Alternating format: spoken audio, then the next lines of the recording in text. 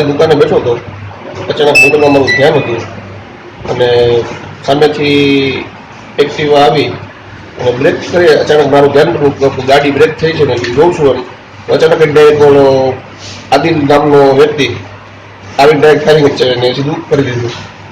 જેવું ફાયરિંગ કર્યું ડાયરેક્ટ ગાડી લઈને જતા જાય.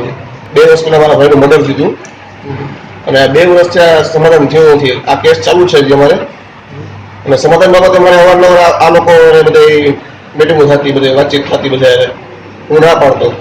પછી મને અવારનવાર ધમકી આવી કે તમે 5 હજારમાંથી 1 ઉડી ગયો છે કે, અને કે જો સમાધાન નહીં કરવું નહીં કે હજી 4માંથી 1 ઓછો થવો હોય કે અત્યારે જો અમારે આગળ પાછળ કોઈ છે નહીં, એ છતાં હું સમાધાન કરતો નથી.